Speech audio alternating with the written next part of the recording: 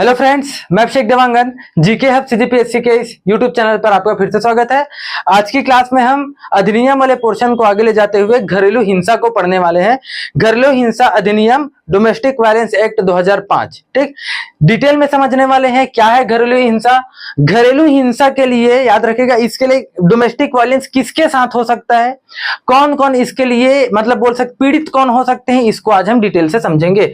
ठीक, उससे पहले चालू करने से पहले आप अच्छे से समझिएगा। देखिए, घरेलू हिंसा आज का हमारा मुख्य टॉपिक है। घरेलू हिंसा याद रखेगा क्या है, घरेलू हिंसा, डोमेस्टिक वायलेंस। आप समझिए घरेलू हिंसा होता क्या है, समझिए। सबसे पहली बात, घरेलू हिंसा के लिए पीड़ित कौन होगी। सबसे पहली बात, घरेलू हिंसा के लिए पीड़ित व्यक्ति कौन होगा, केवल महिला होगी। याद रखेगा, केवल महिला। पुरुष को जो पुरुष से अगर मान लीजिए किसी भी प्रकार की अगर प्रताड़ना हो रही है तो आप उसको घरेलू हिंसा, डोमेस्टिक वायलेंस का केस आप उसमें नहीं बना सकते, केवल महिला होनी चाहिए। अब कैसी महिला, कौन कौन सी महिला, याद रखना है। इसके लिए शर्त यह है कि वो क्या होनी चाहिए, इंपॉर्टेंट है, घरेलू नातेदारी में होना चाहिए। घरेलू नातेदारी, समझिएगा, घरेलू नातेदारी मतलब घरेलू संबंध होना चाहिए उससे। जैसे मान लीजिए कोई लड़की या कोई महिला शादी, जरूरी नहीं शादी की, समझिएगा। कैसे घरेलू नातेदारी मतलब समझिएगा, अगर पिता और पुत्री हैं, समझिएगा, पिता और पुत्री है तो इस केस में भी अगर मान लीजिए कोई पुत्री के ऊपर भी अगर कोई अन्याय हो रहा है, अगर उसके खिलाफ घरेलू हिंसा हो रही है, याद रखेगा, तो जरूरी नहीं घरेलू हिंसा, कई लोग यहाँ पर कंफ्यूज रहते हैं कि घरेलू हिंसा शादी के बाद ही हो सकती है, ऐसा नहीं है। घरेलू हिंसा एक पिता और एक पुत्री के बीच में, याद रखेगा, अगर कोई हिंसा हो रही है तो उसके लिए पीड़ित कौन होगी, पीड़ित होगी पुत्री।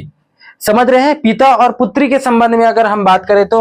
दूसरा, अगर मैं एक एग्जांपल की बात कर रहा हूं, दूसरा अगर मैं बात करूं तो माता और पुत्र, अगर इनके बीच में अगर हम बात करें तो मान लीजिए अगर डोमेस्टिक वायलेंस हो रहा है, ऐसा नहीं कि आजकल एक बात की बात, जैसे मान लीजिए आजकल के बच्चे जो हैं, जब माँ बाप अनाथ हो जाए, सॉरी, जब बुजुर्ग हो जाते हैं तो क्या करते हैं, वो अपने बुजुर्ग के बाद आजकल के लोग, बच्चे जो है, अपने माता पिता को अपने साथ नहीं रखते या उनसे कई बार मारपीट की भी घटनाएं हम देख चुके हैं।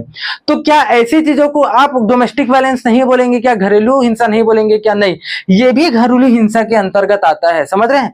तो याद रखिएगा, तो लेकिन केवल माता ही घरेलू हिंसा से पीड़ित होंगी, पिता नहीं, क्योंकि इस एक्ट में केवल महिला ही घरेलू हिंसा से पीड़ित है, समझ रहे हैं।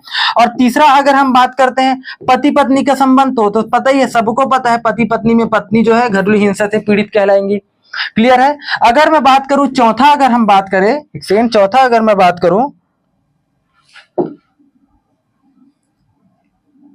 देखिए, चौथा अगर मैं बात करता हूं तो अगर कोई व्यक्ति लिव इन में रह रहा है, ठीक है, लिव इन रिलेशनशिप में अगर कोई रह रहे हैं, तो याद रखिएगा, लिव इन रिलेशनशिप में अगर कोई रह रहे हैं तो इसमें भी जो महिला है वो, याद रखिएगा, वो भी घरेलू हिंसा के अंतर्गत आएंगी। याद रखिएगा, शादी भले ही ना हुआ हो, अच्छे से समझिए, भले ही शादी ना हुआ हो, अगर वो वयस्क है और अगर लिव इन में रह रहे हैं, इस स्थिति में भी अगर उससे कोई अत्याचार हो रहा है तो वो भी, याद रखिएगा, घरेलू हिंसा के अंतर्गत आएगा।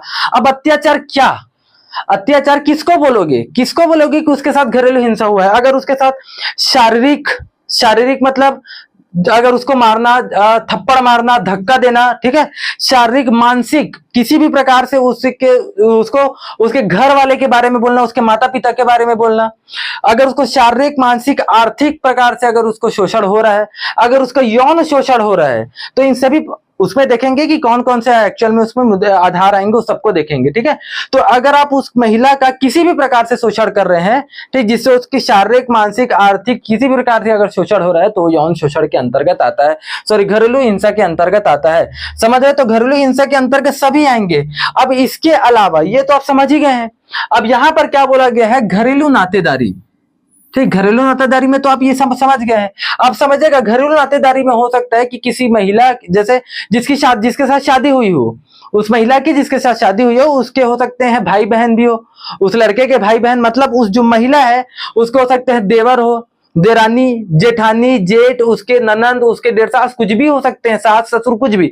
तो याद रखेगा, जो उसके नातेदारी में आएंगे वो सभी के सभी, याद रखेगा, जो मतलब अगर वो जितने भी उस नातेदारी में आएंगे उसके अंतर्गत, वो महिला के अंतर्गत, उसके ससुराल पक्ष से ये तो आएंगे ही, उसके अलावा उसके ससुराल पक्ष से उन किसी के ऊपर भी वो डोमेस्टिक वायलेंस का केस कर सकती है, क्योंकि इसके अंतर्गत लिखा हुआ है घरेलू नातेदारी। क्लियर है, समझ रहे हैं? समझ रहे? अब ये बेस क्यों लाया गया ये भी आपको समझना है। तो आपको पता है आर्टिकल 21 पता है संविधान का अनुच्छेद 21 प्राण एवं दैहिक स्वतंत्रता। प्राण एवं दैहिक स्वतंत्रता मतलब सभी व्यक्ति, प्राण एवं दैहिक स्वतंत्रता आपको पता है, उसका एक वर्ड आता है दैहिक स्वतंत्रता। दैहिक स्वतंत्रता मतलब देह मतलब शरीर की स्वतंत्रता, सबको अपने शरीर की स्वतंत्रता है। समझ रहे हैं? सबको, जैसे एक एग्जाम्पल की बात हम करें, एक महिला की बात करें, सभी महिला को कब बच्चा जन्म देना है, कब बच्चा जन्म देना है, कितना बच्चा जन्म देना है, ये महिला का अधिकार है। ये महिला का, याद रखिएगा, फंडामेंटल राइट है, मौलिक अधिकार है। तो इसी मौलिक अधिकार को देखते हुए आर्टिकल 21 के अंतर्गत फंडामेंटल राइट, दैहिक स्वतंत्रता को देखते हुए साथ ही साथ 1993 में हुआ था, याद रखेगा, अंतर्राष्ट्रीय मानवाधिकार एक समझौता हुआ था। तो महिलाओं के मानवाधिकार को देखते हुए, याद रखिएगा, 2005 में एक एक्ट लाया गया और उस एक्ट का नाम क्या था, याद रखेगा, घरेलू हिंसा अधिनियम 2005। तो महिलाओं की बोल सकते हैं आर्टिकल 21 के तहत दैहिक स्वतंत्रता को और मानवाधिकार 1993 के अंतर्गत जो महिलाओं को मानवाधिकार सबको दिया गया है, साथ ही साथ महिलाओं को भी दिया गया है। तो इन सभी को ध्यान में रखते हुए 2005 में केंद्र सरकार के द्वारा क्या लाया गया था, याद रखिएगा, घरेलू हिंसा अधिनियम 2005 लाया गया, जिसके अंतर्गत पीड़ित केवल महिला होगी, केवल महिला। अगर पिता पुत्र का रिलेशन है तो याद रखिएगा वो भी एक डोमेस्टिक वायलेंस के अंतर्गत आएगा, तो पुत्री होगी। माता, और अगर पुत्र है तो उसके अंतर्गत माता। भाई और बहन है, ये भी याद रखिएगा, भाई बहन है तो बहन होगी, ये भी आते हैं, समझिएगा। भाई बहन में अगर मान लीजिए मारपीट या कुछ भी प्रकार से अगर हिंसा हो रही है तो बहन जाकर डोमेस्टिक वायलेंस का केस कर सकती है। ठीक, मैं बस बता रहा हूं इसमें, ठीक है। पति पत्नी का तो सब जानते हैं, और पत्नी जो है पति के घर वालों के खिलाफ भी केस कर सकती है जो उसके नातेदारी में आते हो। ये सभी के सभी याद रखिएगा घरेलू हिंसा कहलाता है। क्लियर है? ठीक, उम्मीद कर रहा हूं ये आपको अच्छे से समझ में आ रहा होगा। और अगर हम इसकी बात करें, एक सेकंड, अगर मैं इसकी बात करूं, ये सबसे पहले लागू कब हुआ और कब आया, अब क्यों आया पता है आपको? अभी जो महिलाओं को जो दैहिक स्वतंत्रता, प्राण एवं दैहिक स्वतंत्रता आर्टिकल 21 के तहत जो शरीर की स्वतंत्रता, देह की स्वतंत्रता दी गई है कि उनको अपने शरीर के साथ क्या करना है, ये उनकी खुद की स्वतंत्रता है। और उसके साथ साथ उनको जो मानव को अधिकार दिया गया मानवाधिकार के अंतर्गत 2005 में, याद रखिएगा, मैं कब बोल रहा हूं, 2005, 13 सितंबर, याद रखिएगा, 13 सितंबर 2005 को घरेलू हिंसा एक्ट, याद रखिएगा, घरेलू हिंसा एक्ट जो है वो पारित हुआ। याद रखिएगा, ये क्या हुआ, ये पारित हुआ, इंपॉर्टेंट है, याद रखिएगा, पारित हुआ, संसद से पारित हुआ। याद रखिएगा कब, 13 सितंबर 2005 को, इंपॉर्टेंट डेट है, याद रखिएगा। पारित कब हुआ बोला जाए तो 2005 को हुआ, 13 सितंबर को। और अगर आपसे क्वेश्चन आ जाए कि केंद्र 14 सितंबर, याद रखिएगा, 14 सितंबर 2005 को, 14 सितंबर 2005 को, याद रखिएगा, ये क्या हुआ था, केंद्र सरकार के गजट में इसको परिभाषित, क्या बोल सकते हो, प्रकाशित किया गया था। कहां? केंद्र सरकार के गजट में इसको क्या किया गया था, प्रकाशित किया गया था। प्रकाशित किया गया था किसको? इस अधिनियम को।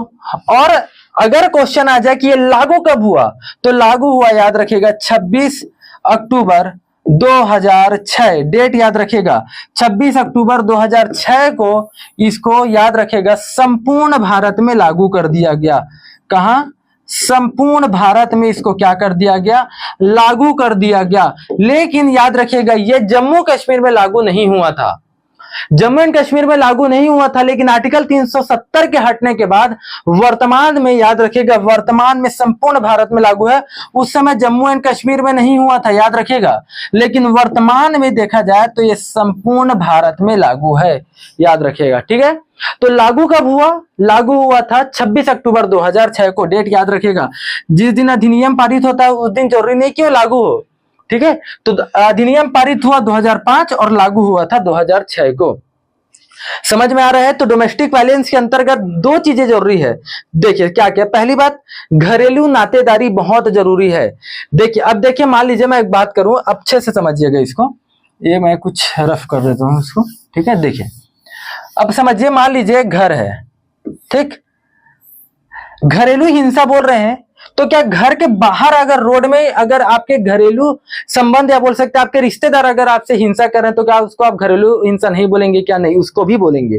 तो याद रखिएगा, पहली बात, घर के अंदर हो या बाहर हो, घर के अंदर हो या बाहर हो, ठीक, अगर कोई भी नातेदारी वाले या कोई भी आपके रिश्तेदार अगर आपसे आपके शारीरिक, मानसिक, आर्थिक किसी भी प्रकार से अगर आपका शोषण कर रहे हैं, तो याद रखिएगा ये सब के सब घरेलू हिंसा के अंतर्गत आते हैं, चाहे वो घर के बाहर हो चाहे घर के अंदर हो। केवल वो क्या होने चाहिए, आपके घरेलू नातेदारी में होने चाहिए। ऐसा नहीं कि आपके दोस्त, एक लड़का लड़की है, मान लीजिए दोस्त यार है, ठीक है, अच्छे से। देखिए अभी लिव इन की बात नहीं कर रहा हूं मैं, केवल फ्रेंड सर्कल की बात कर रहा हूं, ठीक है। कॉलेज में मान लीजिए पढ़ रहे हैं या कहीं जा रहे हैं, समझिए लड़का लड़की है, तो अगर मान लीजिए उसकी शारीरिक या मानसिक किसी भी प्रकार से अगर लड़का उसकी क्षति करता है, उसका शोषण करता है, तो वो घरेलू हिंसा के अंतर्गत नहीं आएगा, क्योंकि उनके में घरेलू नातेदारी नहीं है, क्योंकि वो केवल और केवल एक फ्रेंड है। समझना मैं क्या बोल रहा हूं, ठीक है। अगर वही लिव इन में रहना शुरू कर दे, अगर वही लिव इन में रहना शुरू कर दे और अगर लड़का उसका शारीरिक, मानसिक या आर्थिक शोषण करे, तब वो घरेलू हिंसा के अंतर्गत आएगा। लिव इन में रहना भी जरूरी है। क्लियर है, समझ रहे हो? ये मेरे ख्याल से पूरा समझ में आया होगा अच्छे से। क्या है घरेलू हिंसा, क्यों लाया गया, आर्टिकल 21 और 1993 के जो मानवाधिकार है उसको मजबूत बनाने के लिए उसके आधार पर ही 2005 को लाया गया और 26 अक्टूबर 2006 को संपूर्ण भारत में, जम्मू कश्मीर को छोड़कर संपूर्ण भारत में लागू हुआ। और वर्तमान में 370 हटने के बाद, जम्मू कश्मीर में 370 हटने के बाद वर्तमान में पूरे भारत में लागू है। क्लियर? तो चलिए देखते हैं इसका, अब पूरा हम डिटेल देखते हैं। देखिए क्या है, अच्छे से समझिएगा। देखिए क्या घरेलू हिंसा, घरेलू दायरे में, देखिए समझिए, घरेलू दायरे में, घरेलू दायरा बोल रहे हैं ना, मतलब घर के में ही, घरेलू दायरा मतलब घर के संबंधित लोग घर बोलते हैं ना, घरेलू दायरा बोलते हैं, ठीक। तो घरेलू दायरे में हिंसा को घरेलू हिंसा कहा जाता है। तो सबसे ज्यादा इंपॉर्टेंट है घरेलू दायरा होना चाहिए, तभी आप उसको इस प्रकार की हिंसा को घरेलू हिंसा बोलेंगे, जिसमें किसी महिला का शारीरिक, मानसिक, भावनात्मक, मौखिक, मनोवैज्ञानिक या यौन शोषण किया जाए, ऐसे व्यक्ति द्वारा किया जाए या करने की नियत रखा जाए। समझ रहे हैं? जैसे एक बात करें, नियत भी अगर आप किसी महिला के शारीरिक, मानसिक, आर्थिक रूप से अगर उसके क्षति करने के लिए मनोवैज्ञानिक तरीके से, भावनात्मक तरीके से, मानसिक रूप से, यौन उत्पीड़न रूप से अगर आप उसका कर रहे हैं या करने की नियत भी रख रहे हैं, समझिएगा, अगर आप करने की नियत भी रख रहे हैं, ऐसी स्थिति में महिला क्या कर सकती है, याद रखिएगा। और जिसके साथ महिला का पारिवारिक संबंध है, वही बताया घरेलू नातेदारी है, तो ऐसी स्थिति में अगर आप उसके साथ किसी प्रकार की शोषण करते हैं, हिंसा करते हैं या नियत भी रखते हैं, वो सब के सब क्या कहलाएगा, घरेलू हिंसा कहलाएगा। समझ आ रहा है? तो घरेलू दायरा मतलब पहली बात घर से ही संबंधित हो, घर के ही रिश्तेदार हो, और इस प्रकार के अगर शारीरिक, मानसिक, भावनात्मक बताया, अगर उसकी भावना को, अगर उसके बोल सकते हैं उसको ठेस पहुंचा, भावना को अगर उसके ठेस पहुंचा रहे हो, ये भी उसके घरेलू हिंसा के अंतर्गत आता है। मौखिक, उसको अगर आप गाली दे दिए, ठीक है, गाली गलौज कर रहे हो, मौखिक रूप से भी अगर आप उसे कुछ बोल रहे हैं, उसके माता पिता को कुछ बोल रहे हैं, तो वो भी एक प्रकार का डोमेस्टिक वायलेंस से आता है। क्लियर है? यौन शोषण तो पता ही है, ठीक है, वो सब के सब याद रखिएगा घरेलू हिंसा के अंतर्गत आएंगे, बशर्ते वो घरेलू दायरे के अंतर्गत अर्थात घरेलू नातेदारी का हो व्यक्ति। दूसरा देखिए, अब इसमें क्या है, पीड़ित या व्यथित, याद रखेगा, पीड़ित महिला को ही याद रखे, इस शब्द में यहाँ पर व्यथित कहा जाता है, व्यथित व्यक्ति। क्वेश्चन अगर आया इस अधिनियम के अंतर्गत व्यथित व्यक्ति कौन होगा, व्यथित मतलब होता है पीड़ित, तो कौन होगा व्यथित व्यक्ति इस अधिनियम के अंतर्गत, याद रखेगा केवल और केवल महिला होगी व्यथित व्यक्ति, ठीक, महिला ही होगी जिसको आप ये मानोगे कि उसके साथ डोमेस्टिक वायलेंस हुआ है।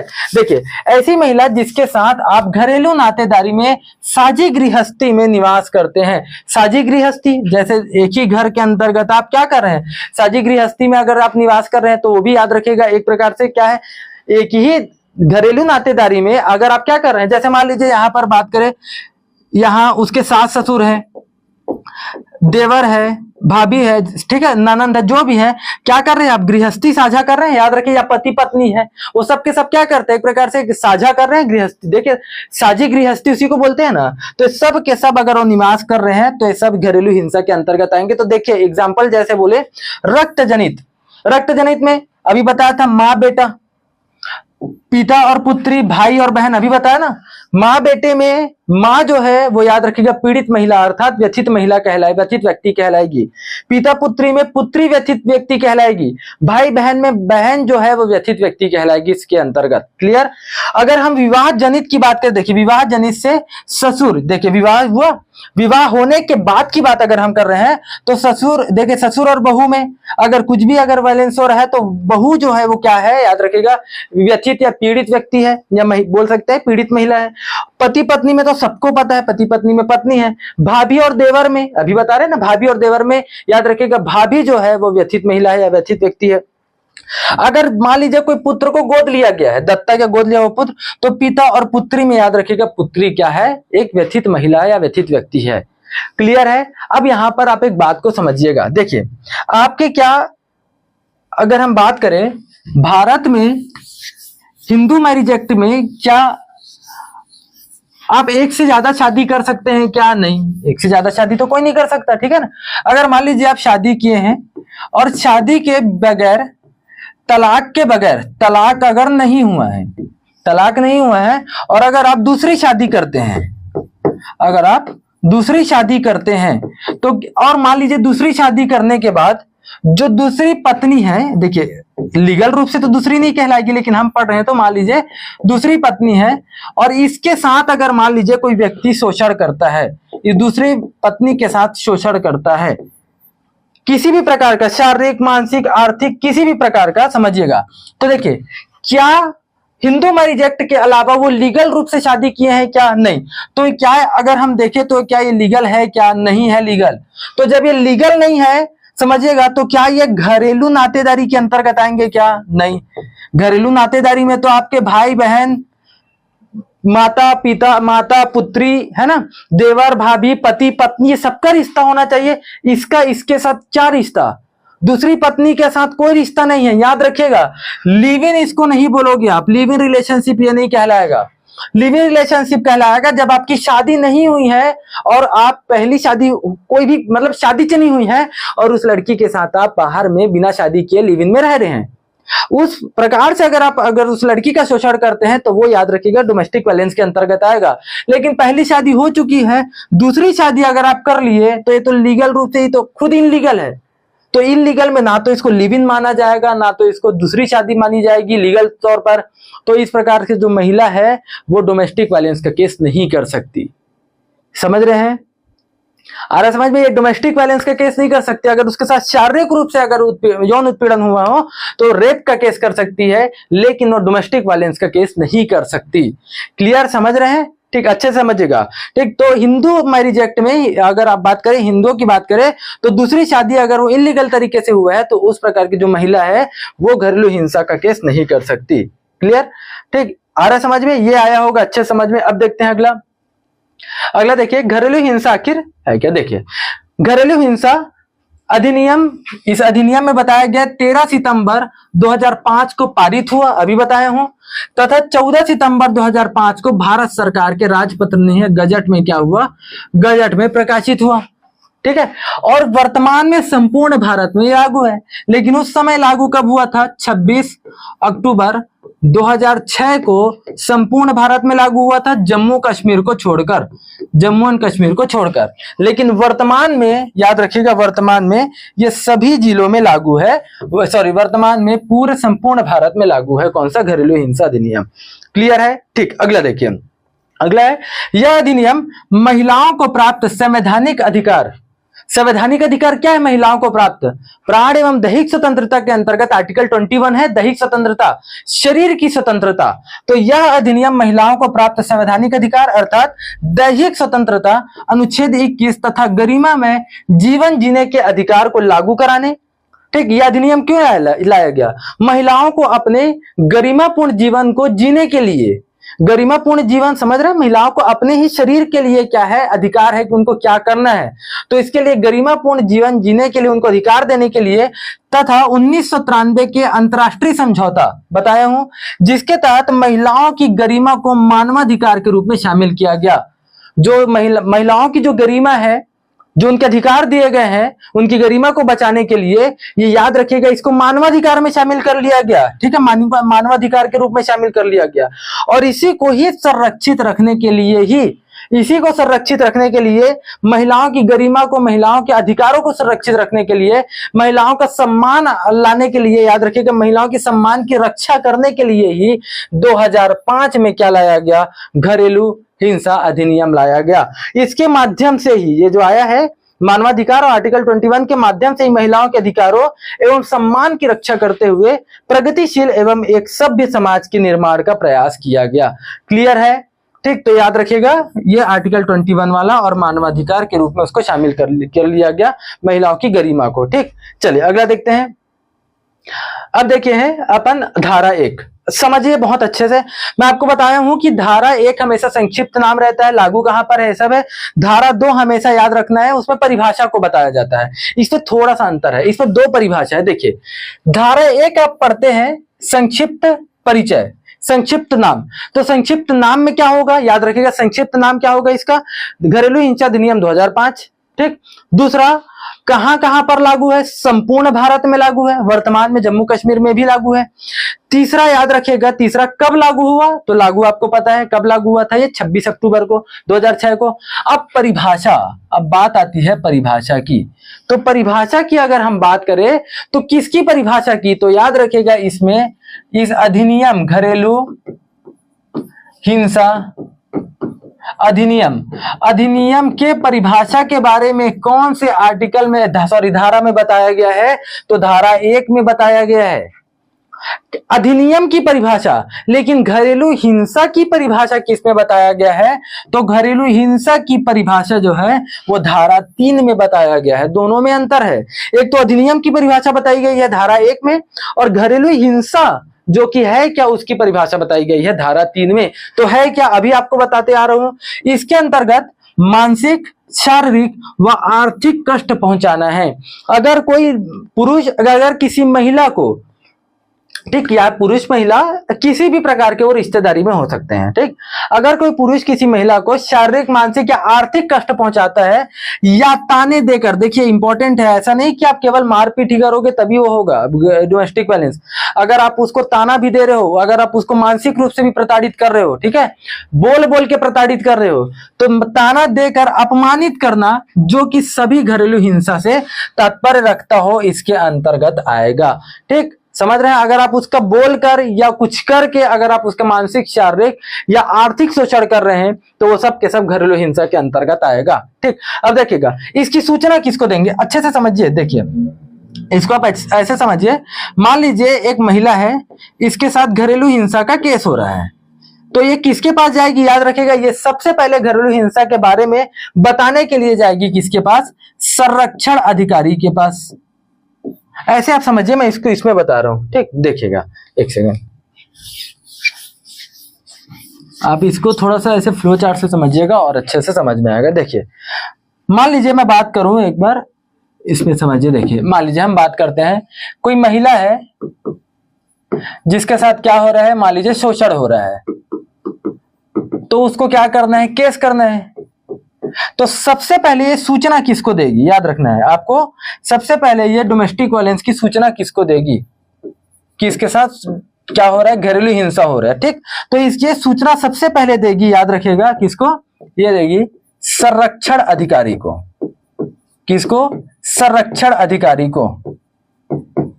और कौन देगा ये जो सूचना है, वो आखिर कौन देगा, तो याद रखिएगा ये एक्चुअल में जो सूचना है ये दिया जाएगा, एक सेकेंड, कौन देगा, अगर क्वेश्चन आया तो कौन में, या तो महिला स्वयं दे सकती है इसकी सूचना, या उसके, याद रखिएगा, अन्य व्यक्ति, अन्य मतलब जैसे मान लीजिए कोई पड़ोस की व्यक्ति है, उसको पता है कि इसके साथ मारपीट हो रहा है, तो क्या वो केस नहीं कर सकती क्या कि इसके मतलब वो जो संरक्षण अधिकारी है उसको नहीं बता सकती क्या कि इसके साथ घरेलू हिंसा और इसके साथ मारपीट हो रहा है?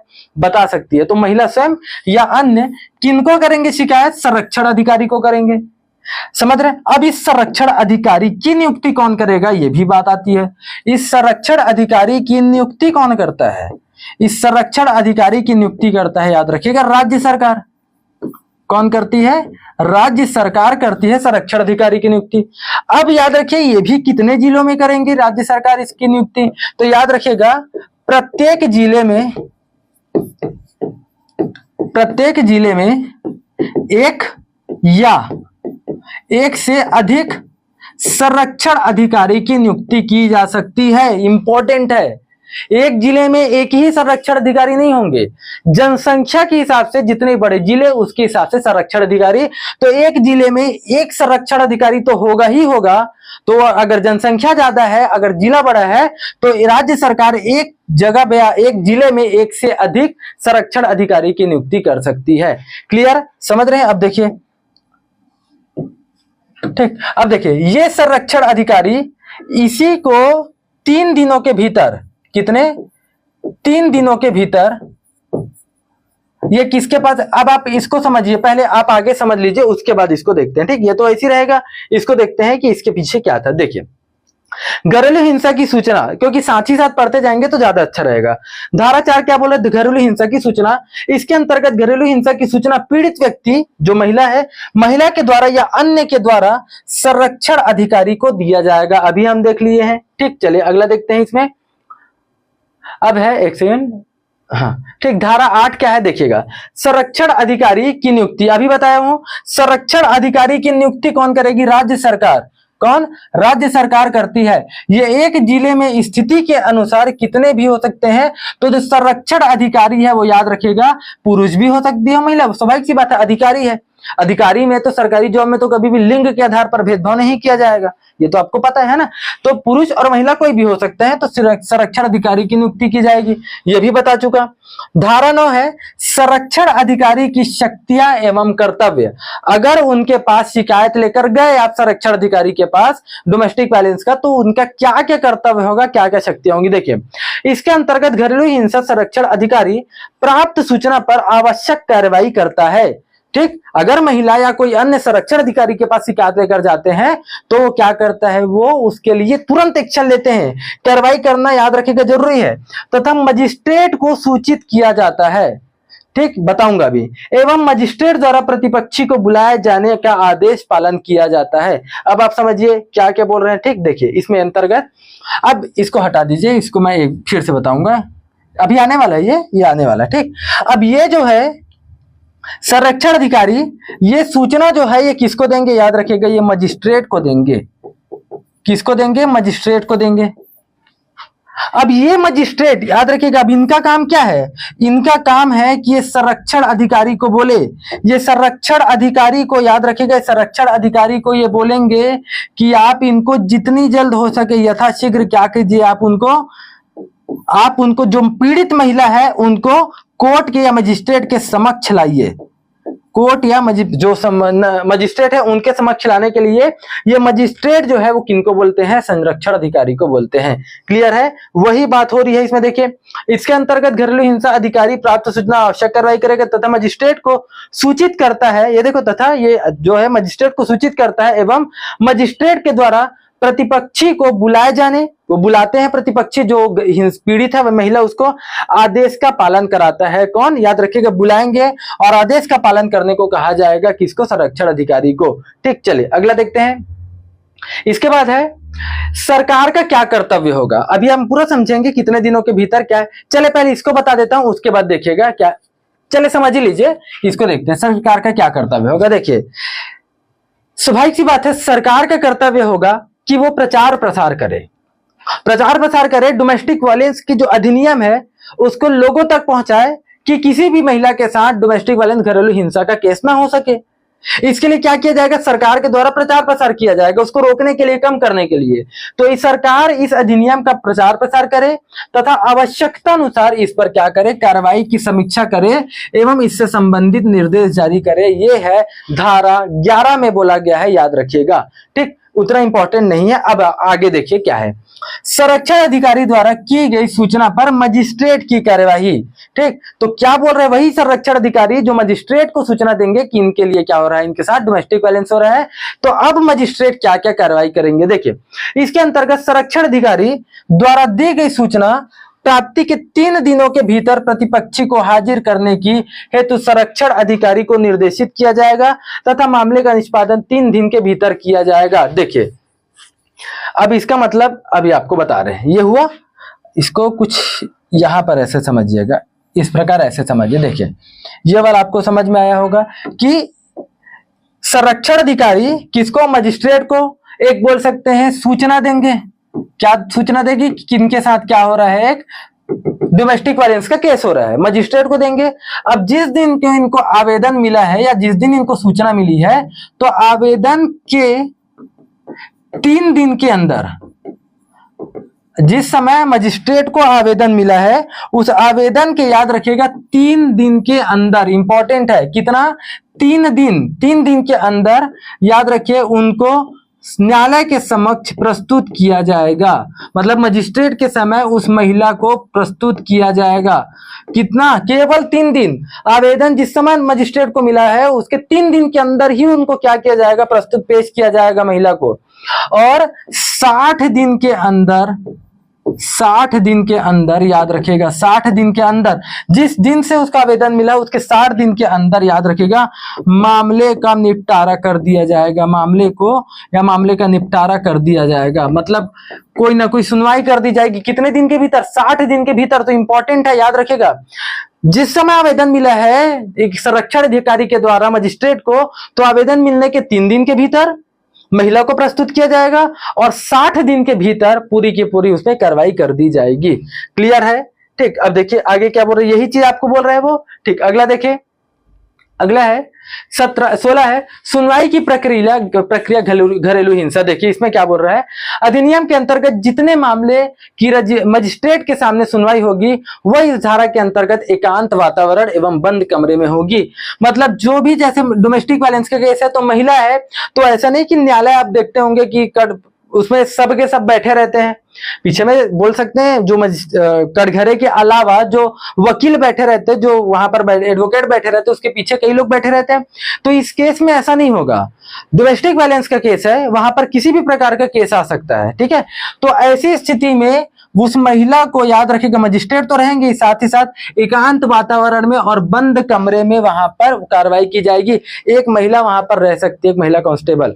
मैं आपको और डिटेल में इसको बता दूंगा कांस्टेबल है क्या है, लेकिन याद रखिएगा बंद कमरे में ही उसकी कार्रवाई की जाएगी जब इसके लिए मजिस्ट्रेट इसमें सुनवाई करेंगे। तो क्लियर है, याद रखिएगा। तो जब डोमेस्टिक वायलेंस का केस आएगा तो मजिस्ट्रेट एकदम एकांत वातावरण में, क्योंकि ऐसा कहा जाता है कि उसकी मानसिक स्थिति उस समय और अच्छी नहीं रहती, तो किसी भी प्रकार का केस हो सकता है, तो आप उसको पब्लिकली वहां पर उस केस का कार्रवाई, मतलब जो केस है उसकी कार्रवाई नहीं कर सकते, इसलिए बंद कमरे में और एकांत वातावरण में किया जाता है। ठीक, अगला है साझी गृहस्थी में रहने का आदेश देना। अब देखिए मान लीजिए पति पत्नी है, पति पत्नी है, ये दोनों के बीच मान लीजिए किसी बात को लेकर अनबन हो गई। ठीक, और मान लीजिए कुछ हाथ उठ गया एक दूसरे का ही समझिए।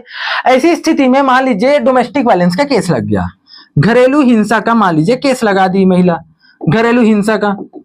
अब यहां पर केस तो लग गया है, लेकिन अब इस स्थिति में क्या कोर्ट उनको डायरेक्ट तलाक दे देगा, या समझिएगा, या पति को सजा दे दे। ठीक, ऐसी स्थिति में याद रखिएगा जो न्यायालय है, मजिस्ट्रेट है, वो उनको एक और चांस देगा कि आप क्या कीजिए, साझी गृहस्थी में रहने का आदेश दिया जाना, मतलब साथ में एक बार फिर से आप अपनी लाइफ की शुरुआत कीजिए। साझी गृहस्थी मतलब फिर से साझा कीजिए, मतलब साथ में रहिए और क्या पता एक और शुरुआत कीजिए कि आपके बीच में सुलह हो जाए। समझ रहे हैं? तो जितना मतलब उसको सुलझाने की कोशिश की जाएगी उतना ही मजिस्ट्रेट के द्वारा उनको सुलझाया जाएगा, जब तक कि मामला अच्छा है। ठीक है, समझ रहे हैं? तो वहां पर साझी गृहस्थी में रहने का आदेश दिया जाएगा धारा 17 के अंतर्गत।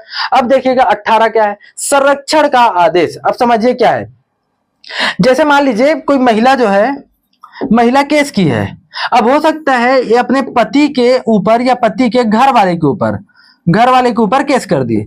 अब हो सकता है इसको जान से मारने की धमकी भी मिल रही हो, महिला को जान से मारने की धमकी भी तो मिल सकती है।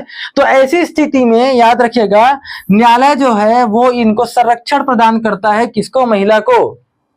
किनसे? पति और उसके घर वाले से। ठीक, देखिए इसके अंतर्गत फरियाद लाने वाला व्यक्ति, वही जो फरियाद मतलब जो केस के विशेष है ना, व्यक्ति विशेष की प्रतिपक्षी से तथा उसके सगे संबंधी से। देखिए यहां पर फरियादी महिला है, प्रतिपक्षी कौन है? पति या उसके घर वाले, वही बोल रहे हैं प्रतिपक्षी से तथा उसके सगे संबंधी से मजिस्ट्रेट के द्वारा संरक्षण का आदेश क्या किया जाता है? संरक्षण का आदेश दिया जाता है। किसको? महिला को संरक्षित किया जाता है पति और उसके घर वाले से। क्लियर है? ठीक, चलिए अगला देखिए। अगला है 19 क्या है? निवास करने का आदेश। देखिए क्या है, इसके अंतर्गत महिला को शांति एवं गरिमा से रहने की व्यवस्था की जाएगी और प्रतिरक्षी का उसके कमरे में प्रवेश वर्जित होगा। अब समझिए क्या है, मान लीजिए घरेलू हिंसा का मान लीजिए केस लगा है और उसके साथ भी वो क्या कर रहे हैं, अपने एक घर साझा कर रहे हैं ना, मतलब मान लीजिए साझी गृहस्थी में अभी भी रह रहे हैं। ऐसी स्थिति में अब क्या किया जाएगा, मजिस्ट्रेट के द्वारा एक आदेश सुनाया जाएगा और ये कहा जाएगा कि उनको शांत रखने के लिए और उनके गरिमा को बनाए रखने के लिए उनको क्या किया जाएगा, शांत वातावरण दिया जाएगा। और अगर आप या उस जो पति है या पति के जो घर वाले हैं वो अगर महिला से मिलना चाहते हैं, याद रखेगा, तो भी से वो उसके कमरे में प्रवेश नहीं कर सकते, उसके कमरे में प्रवेश नहीं कर सकते। समझ रहे हैं? वही बोल रहा है। देखिए इसके अंतर्गत महिला को शांति व गरिमा में रहने की व्यवस्था की जाएगी और प्रतिपक्षी का उसके कमरे में, प्रतिपक्षी मतलब जो पति, जो भी अगर वहां पर उसके लिए केस हुआ है जिसके खिलाफ, तो प्रतिपक्षी का उसके कमरे में प्रवेश वर्जित होगा। क्लियर है? ठीक, अगला देखिए। अगला है आपका, एक सेकेंड, ठीक, धन का अनुतोष प्राप्त करना है, यह भी इंपॉर्टेंट है। देखिए क्या है, इसके अंतर्गत महिला को सभी शारीरिक चोट व आर्थिक क्षति की प्रतिपूर्ति द्वारा मजिस्ट्रेट के आदेश पर कराई जाएगी।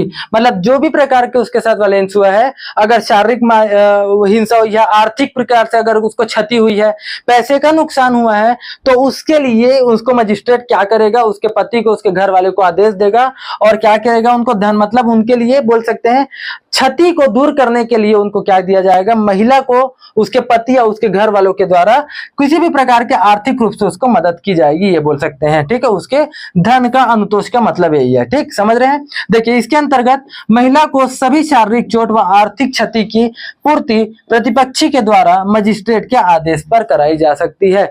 तो जितना मजिस्ट्रेट उनको आदेश देंगे उतना ही उसके पति को या उसके घर, प्रतिपक्षी कुछ भी हो सकता, कोई भी हो सकते हैं ना, ठीक, पति उसके घर वाले या नातेदारी में कोई भी हो सकते हैं, उनके द्वारा उनको जो है क्षतिपूर्ति दी जाएगी। ठीक, चलिए अगला देखते हैं धारा 22, अपमान या प्रतिकार का दावा। देखिए इसके अंतर्गत प्रतिकार मतलब मानहानि होता है ना, जो भी महिला, अगर देखिए महिला अपने अपमान या प्रतिकार का दावा कर सकती है, मतलब उनको कुछ भी और हानि हुई है, मानहानि आप समझ ही रहे हैं, इस केस को लड़ने में के लिए या आने जाने में या उनको मानसिक रूप से कुछ भी और प्रताड़ना हुई होगी केस को लड़ते समय, तो उसके लिए वो क्या कर सकती है, वो घर प्रतिरक्षी मतलब पति या उसके घर वाले के खिलाफ, याद रखेगा, प्रतिपक्षी सॉरी या क्या कर सकती है, अपमान या मानहानि का दावा ठोक सकती है। देखिए मैं बार बार यहाँ पर पति उसके घर वाले बोल रहा हूँ, जरूरी नहीं पति उसके घर वाले हो, पिता पुत्र होंगे तो पुत्री भी, बेटी भी अपने पिता के ऊपर इस प्रकार के केस कर सकती है, कोई भी आ सकते हैं, समझ रहे हैं? भाई बहन हो तो बहन भी कर सकती है भाई के ऊपर, समझना। ठीक, लिव इन में है तो लिव इन में रहने वाली महिला भी पुरुष के ऊपर कर सकती है। ये सभी मैं केवल एग्जांपल के लिए आपको समझा रहा हूं, क्योंकि ज्यादातर हम पति पत्नी ही पढ़ते हैं डोमेस्टिक वायलेंस में। क्लियर? चले अगला देखते हैं। अगला है मजिस्ट्रेट द्वारा एक तरफा कार्रवाई करने की शक्ति। जैसे मैं बात करूं कि कोई पति पत्नी है, फिर से पति पत्नी का एग्जांपल ले रहा हूं, डोमेस्टिक वायलेंस का केस की है पत्नी जो है पति के ऊपर, और न्यायालय का आदेश है कि इस दिन उसको उपस्थित होना है उसके पति को, और अगर मान लीजिए उसका पति उपस्थित नहीं हुआ, उस स्थिति में न्यायालय बिना उसके बातों को सुने हुए, उसके पति के बात को बिना सुने हुए एक तरफा आदेश दे देगा पत्नी के मतलब बोल सकते पति के खिलाफ। समझ रहे हैं? पत्नी के फेवर में, जो पत्नी है उसके फेवर में, जो महिला है उसके फेवर में मजिस्ट्रेट जो है वो एक तरफा कार्रवाई कर देगा, एक तरफा आदेश दे देगा। वही बोल रहे हैं, देखिएगा, यदि प्रतिपक्षी कोर्ट के आदेश पर या बुलाए जाने पर नहीं आता तथा मजिस्ट्रेट जो है वादी के पक्ष में एक तरफा आदेश दे सकता है। वादी मतलब जो महिला है उसके पक्ष में एक तरफा आदेश दे सकता है। क्लियर है? चलिए अगला देखते हैं। धारा 25 क्या है? धारा है ये, धारा 25 है, न्यायालय को अपना आदेश वापस लेने या उस पर परिवर्तन करने का अधिकार है। बिल्कुल है। जैसे मान लीजिए, फिर से बोल रहा हूं, एक पति पत्नी है, डोमेस्टिक वायलेंस का केस हुआ है, अब दोनों फिर से एक साथ रहना चाहते हैं, फिर से दोनों एक साथ रहना चाहते हैं, तो याद रखिएगा फिर से दोनों एक साथ रह सकते हैं। ठीक, तो अब फिर से जब दोनों एक साथ रहेंगे तो जो केस चल रहा है डोमेस्टिक वायलेंस का वो क्या चलते रहेगा, क्या नहीं? तो न्यायालय क्या कर सकती है, अगर दोनों के बीच में सुलह हो जाए तो न्यायालय उस केस को वापस ले लेगी। समझ रहे हो? उसको वापस लेने का आदेश देगी। वही बोल रहे हैं। इसके अंतर्गत वादी महिला की स्थिति बदल जाए और पति पत्नी या अन्य किसी से भी समझौता हो सकता है ना? हो सकता है कि बोल सकते हैं सास ससुर और बहू के बीच में था, तो हो सकता है सास ससुर और बहू के बीच का जो संबंध और अच्छा हो गया हो या पहले से अच्छा हो गया हो, तो पति पत्नी या अन्य में अगर समझौता हो जाए तो न्यायालय अपना आदेश वापस ले सकता है। ठीक, चलिए अगला है धारा 27, अधिकारिता। देखिए, यथास्थित प्रथम श्रेणी के जो मजिस्ट्रेट है या जो महानगर मजिस्ट्रेट का न्यायालय जिसकी स्थानीय सीमाओं के भीतर व्यथित या पीड़ित महिला निवास करती है, कारोबार करती है, आप समझिए क्या बोल रहे हैं। ठीक, इसके अंतर्गत ये बोल रही है कि कौन से न्यायालय को अधिकारिता दी गई है केस करने के लिए, किस न्यायालय में, क्या किस मजिस्ट्रेट में जाके वो महिला केस कर सकती है, समझिएगा। तो कौन होंगे?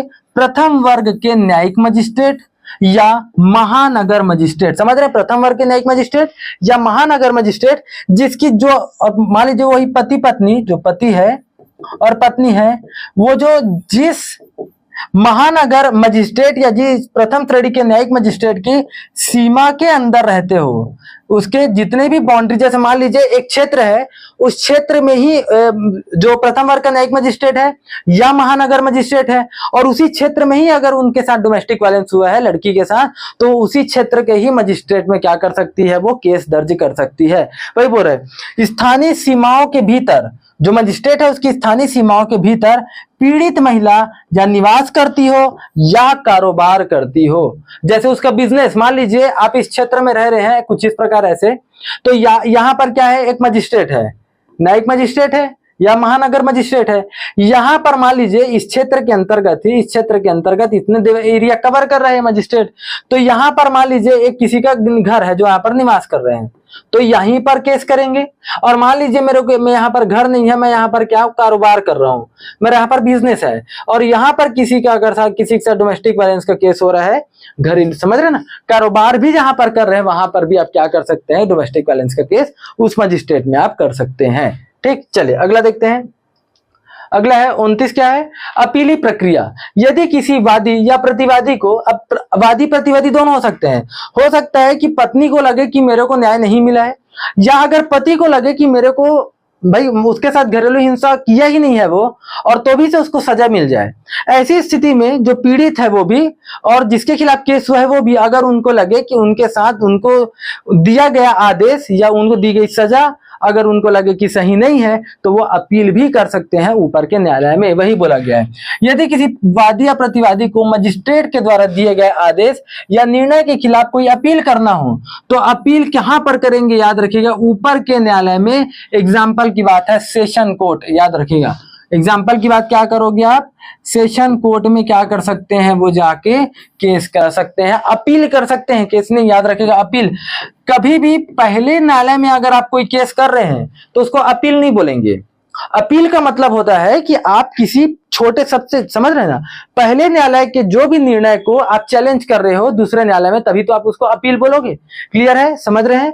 तो जो प्रथम वर्ग का जो न्यायिक मजिस्ट्रेट है या जो बोल सकते हैं महानगर मजिस्ट्रेट है, वो इस अधिनियम के अंतर्गत अपीली न्यायालय नहीं है, क्योंकि आप उस पर पहला केस कर रहे हैं। अपीली न्यायालय कौन है, सेशन कोर्ट है। क्लियर, चलिए अगला देखते हैं।